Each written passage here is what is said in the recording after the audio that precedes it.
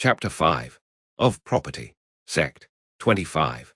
Whether we consider natural reason, which tells us that men, being once born, have a right to their preservation, and consequently to meat and drink, and such other things as nature affords for their subsistence. Or revelation, which gives us an account of those grants God made of the world to Adam, and to Noah and his sons. It is very clear that God, as King David says, Sal. CXV 16, has given the earth to the children of men, given it to mankind in common. But this being supposed, it seems to some a very great difficulty, how anyone should ever come to have a property in anything.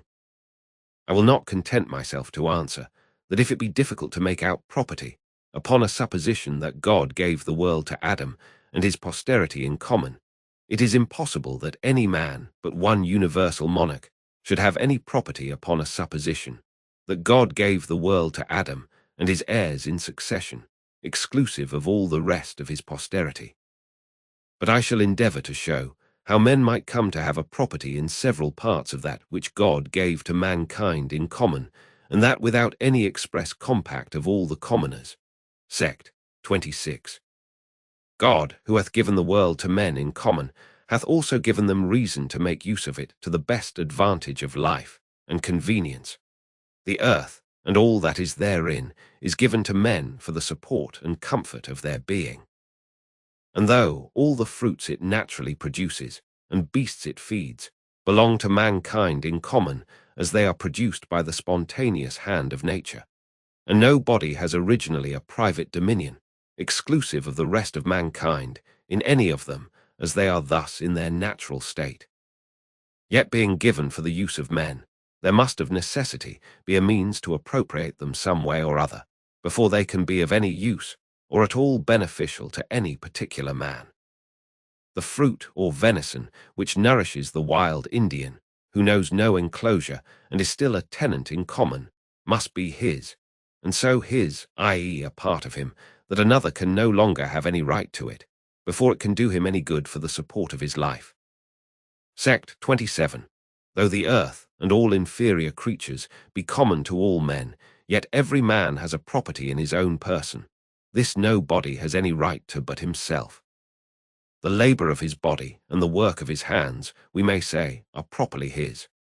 Whatsoever then he removes out of the state that nature hath provided, and left it in, he hath mixed his labor with, and joined to it something that is his own, and thereby makes it his property. It being by him removed from the common state nature hath placed it in, it hath by this labor something annexed to it, that excludes the common right of other men. For this labor being the unquestionable property of the laborer, no man but he can have a right to what that is once joined to, at least where there is enough, and as good, left in common for others. Sect 28. He that is nourished by the acorns he picked up under an oak, or the apples he gathered from the trees in the wood, has certainly appropriated them to himself. No body can deny, but the nourishment is his. I ask then, when did they begin to be his? When he digested, or when he eat, or when he boiled, or when he brought them home, or when he picked them up? And it is plain, if the first gathering made them not his, nothing else could. That labor put a distinction between them and common. That added something to them more than nature, the common mother of all, had done, and so they became his private right. And will anyone say, he had no right to those acorns or apples, he thus appropriated, because he had not the consent of all mankind to make them his? Was it a robbery thus to assume to himself what belonged to all in common? If such a consent as that was necessary, man had starved, notwithstanding the plenty God had given him. We see in commons, which remain so by compact, that it is the taking any part of what is common, and removing it out of the state nature leaves it in, which begins the property, without which the common is of no use, and the taking of this or that part does not depend on the express consent of all the commoners. Thus the grass my horse has bit, the turfs my servant has cut, and the ore I have digged in any place, where I have a right to them in common with others, become my property without the assignation or consent of anybody. The labor that was mine, removing them out of that common state they were in, hath fixed my property in them. Sect 29. by making an explicit consent of every commoner, necessary to anyone's appropriating to himself any part of what is given in common. Children or servants could not cut the meat, which their father or master had provided for them in common, without assigning to everyone his peculiar part. Though the water running in the fountain be everyone's, yet who can doubt, but that in the pitcher is his only who drew it out? His labour hath taken it out of the hands of nature, where it was common, and belonged equally to all her children, and hath thereby appropriated it to himself. Sect 30. Thus this law of reason makes the deer that Indian who hath killed it. It is allowed to be his goods who hath bestowed his labour upon it, though before it was the common right of every one. And amongst those who are counted the civilized part of mankind, who have made and multiplied positive laws to determine property, this original law of nature, for the beginning of property in what was before common, still takes place. And by virtue thereof, what fish any one catches in the ocean, that great and still remaining common of mankind, or what ambergris any one takes up here, is by the labour that removes it out of that common state nature left it in, made his property, who takes that pains about it. And even amongst us, the hare that any one is hunting is thought his who pursues her during the chase, for being a beast that is still looked upon as common, and no man's private possession. Whoever has employed so much labour about any of that kind as to find and pursue her, has thereby removed her from the state of nature wherein she was common, and hath begun a property. Sect 31. It will perhaps be objected to this, that if gathering the acorns or other fruits of the earth and sea makes a right to them, then anyone may engross as much as he will. To which I answer, not so. The same law of nature that does by this means give us property does also bound that property too. God has given us all things richly. 1 Tim Romans 6:12 is the voice of reason confirmed by inspiration. But how far has he given it us? To enjoy, as much as anyone can make use of to any advantage of life before it spoils, so much he may by his labour fix a property in. Whatever is beyond this is more than his share, and belongs to others. Nothing was made by God for man to spoil or destroy. And thus, considering the plenty of natural provisions, there was a long time in the world, and the few spenders. And to how small a part of that provision the industry of one man could extend itself, and engross it to the prejudice of others, especially keeping within the bounds, set by reason, of what might serve for his use. There could be then little room for quarrels or contentions about property so established. Sect 32. But the chief matter of property being now not the fruits of the earth and the beasts that subsist on it, but the earth itself, as that which takes in and carries with it all the rest, I think it is plain that property in that too is acquired as the former. As much land as a man tills, plants, improves, cultivates, and can use the product of, so much is his property. He by his labour does, as it were, enclose it from the common, nor will it invalidate his right to say everybody else has an equal title to it, and therefore he cannot appropriate, he cannot enclose, without the consent of all his fellow commoners, all mankind. God, when he gave the world in common to all mankind, commanded man also to labour, and the penury of his condition required it of him. God and his reason commanded him to subdue the earth, i.e., improve it for the benefit of life, and therein lay out something upon it that was his own, his labour. He that in obedience to this command of God subdued, tilled, and sowed any part of it, thereby annexed to it something that was his property, which another had no title to, nor could without injury take from him. Sect 33.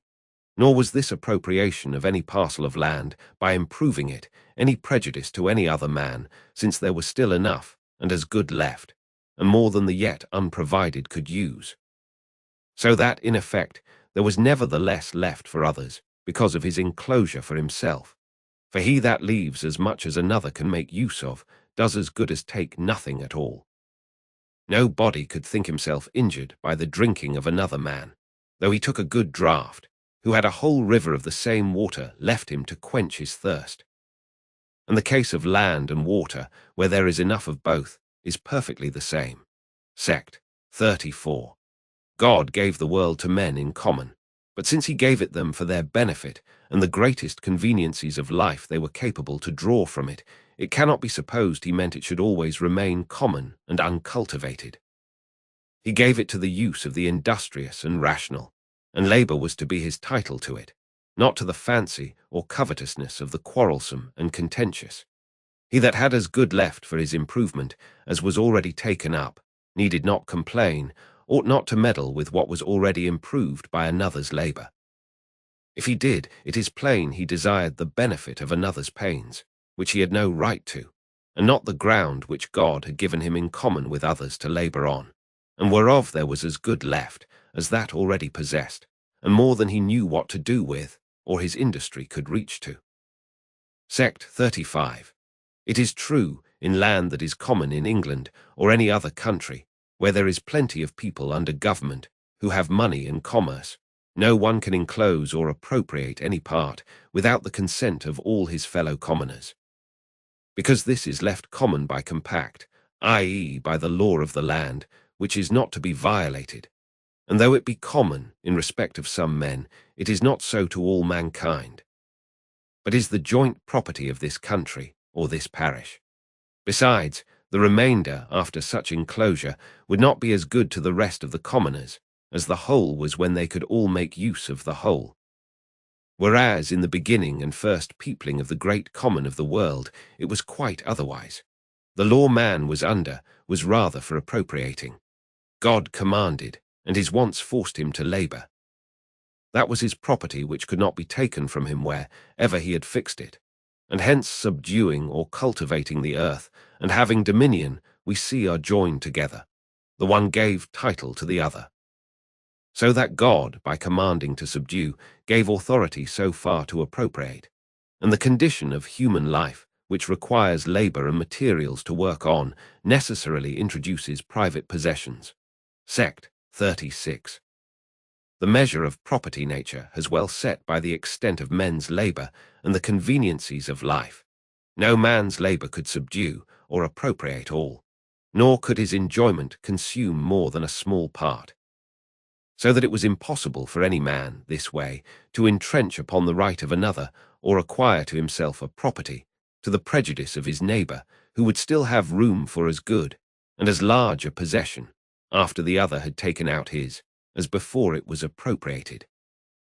This measure did confine every man's possession to a very moderate proportion, and such as he might appropriate to himself, without injury to any body in the first ages of the world, when men were more in danger to be lost, by wandering from their company in the then vast wilderness of the earth, than to be straitened for want of room to plant in.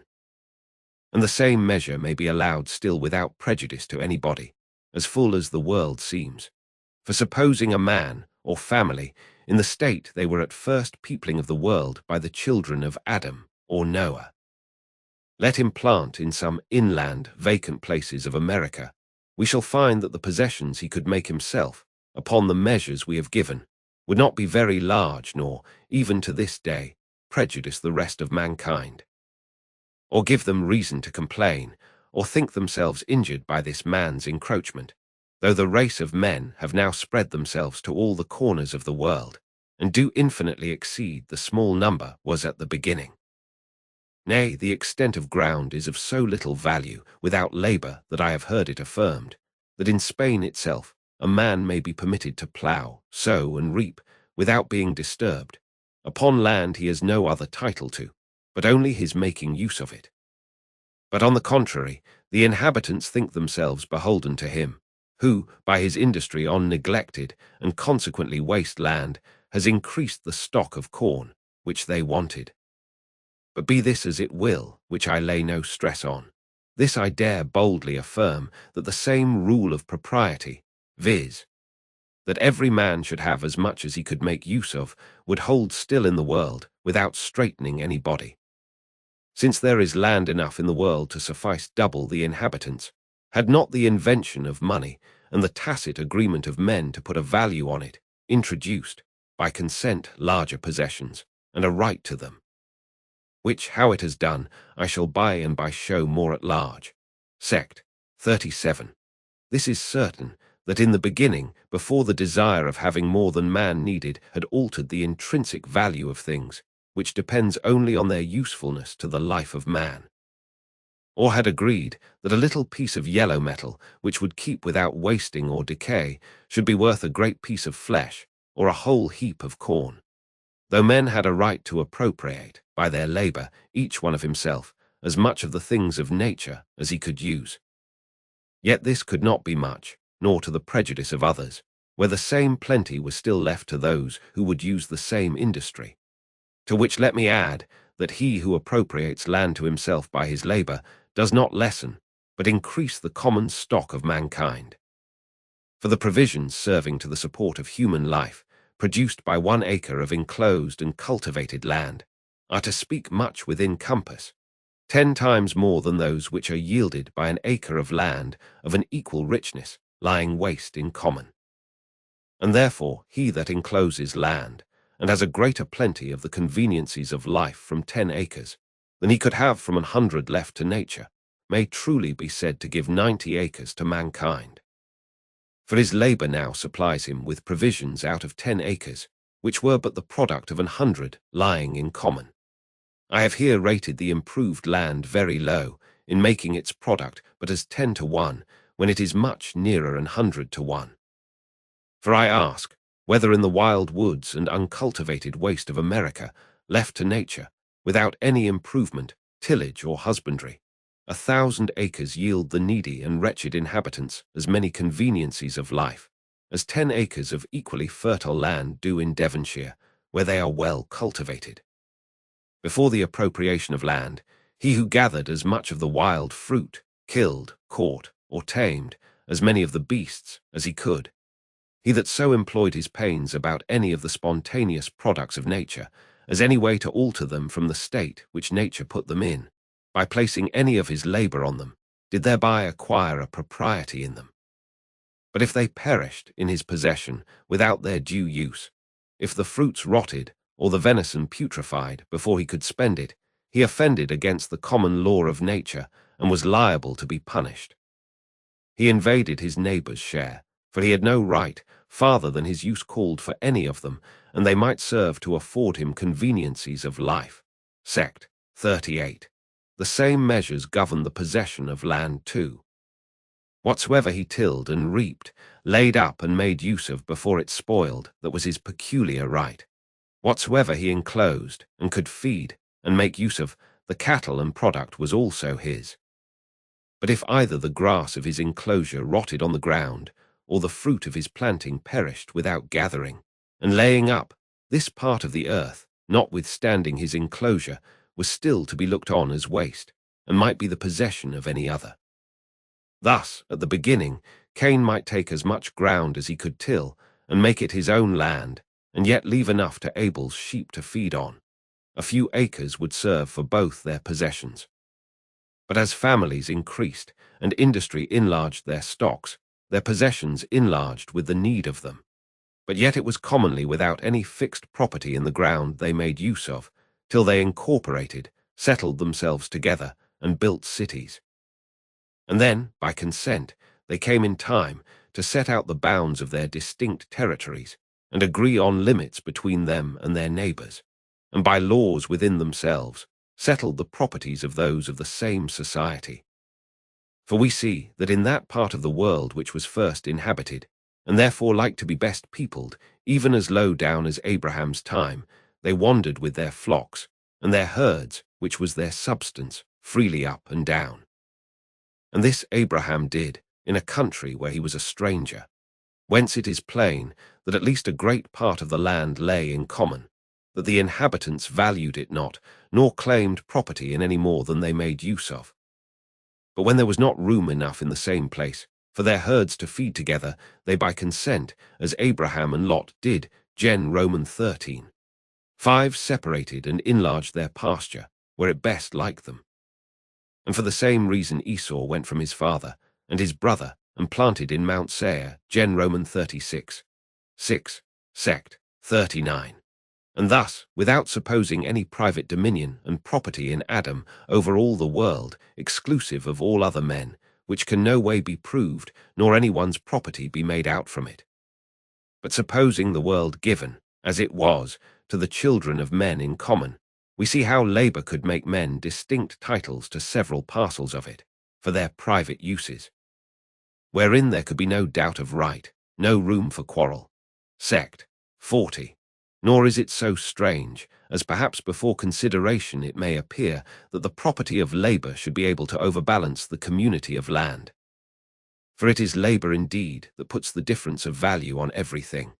And let any one consider what the difference is between an acre of land planted with tobacco or sugar, sown with wheat or barley, and an acre of the same land lying in common without any husbandry upon it, and he will find that the improvement of labor makes the far greater part of the value. I think it will be but a very modest computation to say that of the products of the earth useful to the life of man 9/10 are the effects of labor. Nay, if we will rightly estimate things as they come to our use, and cast up the several expenses about them, what in them is purely owing to nature, and what to labor, we shall find that in most of them 99/100 are wholly to be put on the account of labor. Sect. 41.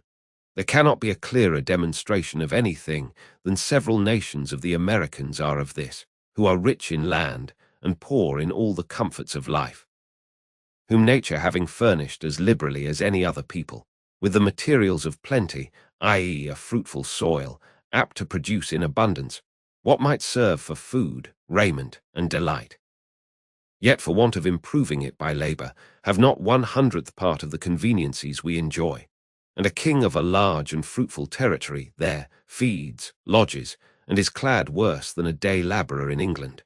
Sect. 42.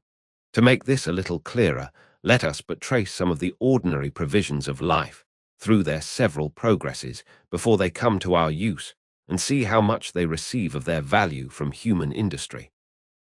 Bread, wine, and cloth are things of daily use, and great plenty, yet notwithstanding, acorns, water and leaves, or skins, must be our bread, drink, and clothing, did not labor furnish us with these more useful commodities. For whatever bread is more worth than acorns, wine than water, and cloth or silk, than leaves, skins, or moss, that is wholly owing to labor and industry, the one of these being the food and raiment which unassisted nature furnishes us with, the other provisions which our industry and pains prepare for us, which how much they exceed the other in value. When any one hath computed, he will then see how much labor makes the far greatest part of the value of things we enjoy in this world. And the ground which produces the materials is scarce to be reckoned in as any, or at most, but a very small part of it, so little that even amongst us, land that is left wholly to nature, that hath no improvement of pasturage, tillage, or planting, is called, as indeed it is, waste. And we shall find the benefit of it amount to little more than nothing. This shows how much numbers of men are to be preferred to largeness of dominions, and that the increase of lands and the right employing of them is the great art of government.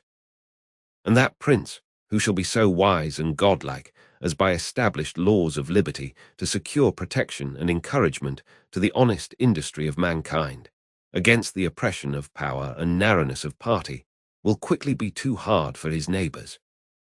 But this by the by. To return to the argument in hand. Sect. 43. An acre of land that bears here 20 bushels of wheat, and another in America, which with the same husbandry would do the like, are without doubt of the same natural intrinsic value. But yet the benefit mankind receives from the one in a year is worth 5 L, and from the other possibly not worth a penny, if all the profit an Indian received from it were to be valued and sold here. At least I may truly say, not 1/1000th. It is labor then which puts the greatest part of value upon land, without which it would scarcely be worth anything. It is to that we owe the greatest part of all its useful products, for all that the straw, bran, bread of that acre of wheat is more worth than the product of an acre of as good land, which lies waste, is all the effect of labor. For it is not barely the ploughman's pains, the reaper's and thresher's toil, and the baker's sweat, is to be counted into the bread we eat. The labor of those who broke the oxen, who digged and wrought the iron and stones, who felled and framed the timber employed about the plough, mill, oven, or any other utensils, which are a vast number, requisite to this corn, from its being feed to be sown to its being made bread, must all be charged on the account of labor, and received as an effect of that.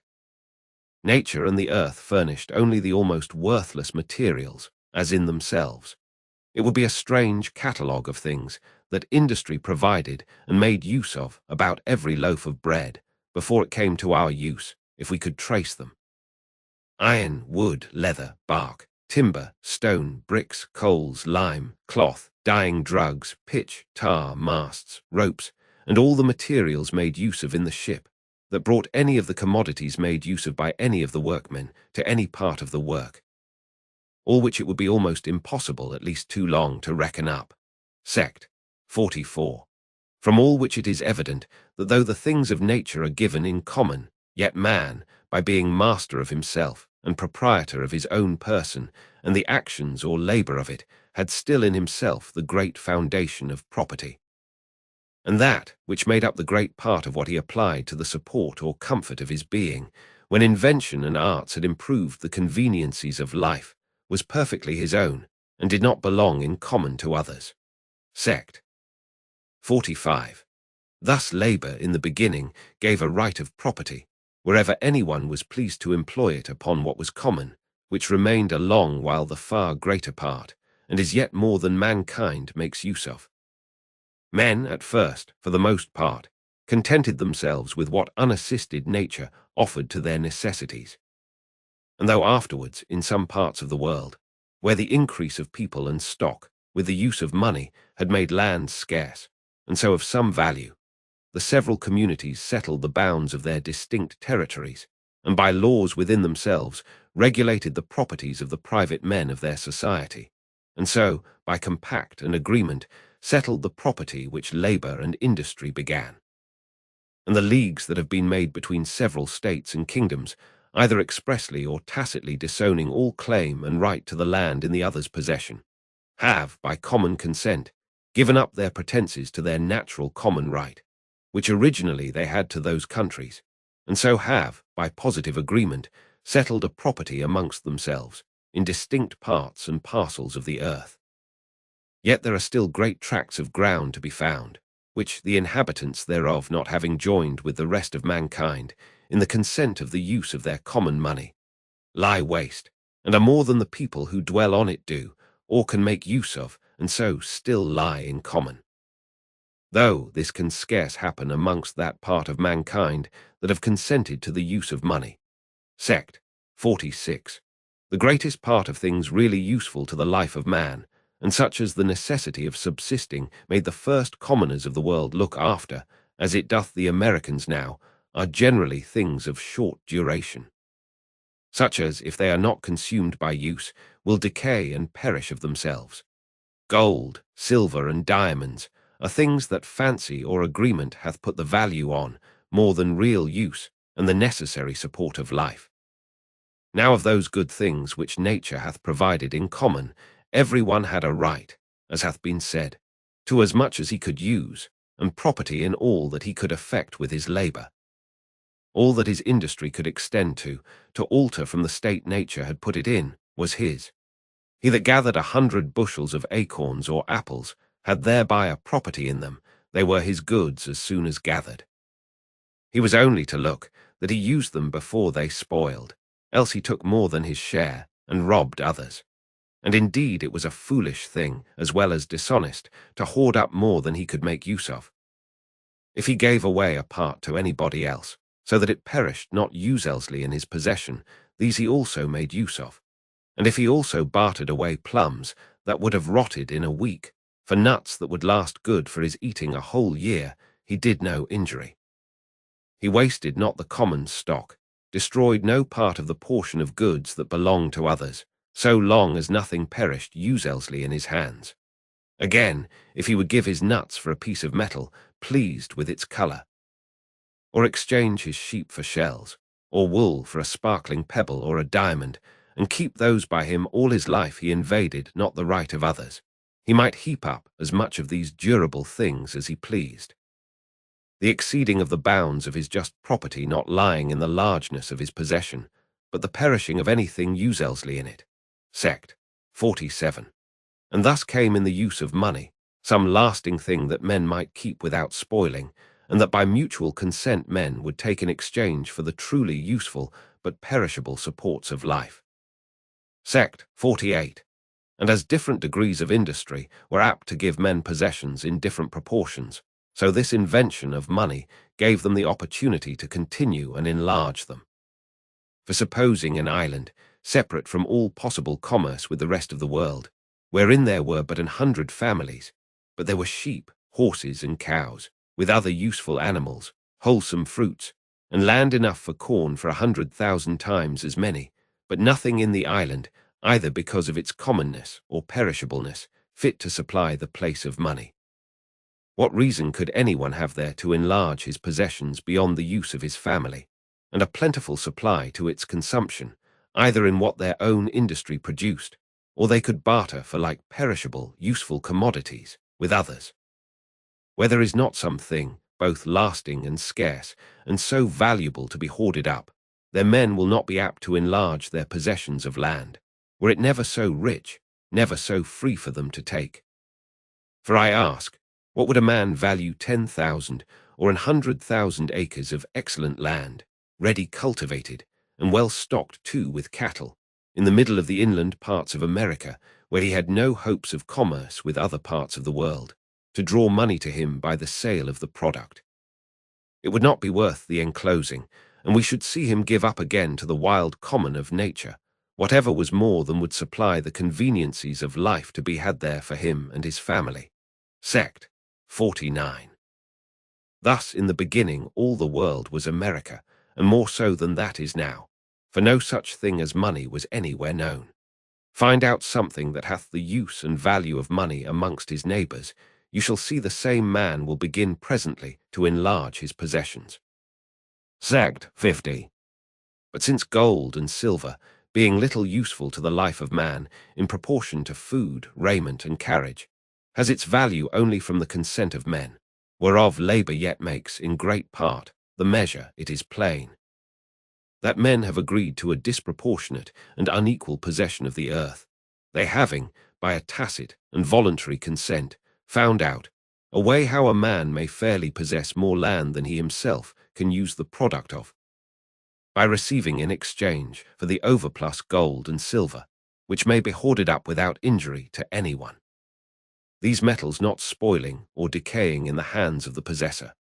This partage of things in an inequality of private possessions, men have made practicable out of the bounds of society, and without compact, only by putting a value on gold and silver and tacitly agreeing in the use of money. For in governments, the laws regulate the right of property, and the possession of land is determined by positive constitutions. Sect. 51. And thus, I think, it is very easy to conceive, without any difficulty, how labour could at first begin a title of property in the common things of nature, and how the spending it upon our uses bounded it. So that there could then be no reason of quarrelling about title, nor any doubt about the largeness of possession it gave. Right and conveniency went together, for as a man had a right to all he could employ his labour upon, so he had no temptation to labour for more than he could make use of. This left no room for controversy about the title, nor for encroachment on the right of others. What portion a man carved to himself was easily seen, and it was useless as well as dishonest to carve himself too much or take more than he needed.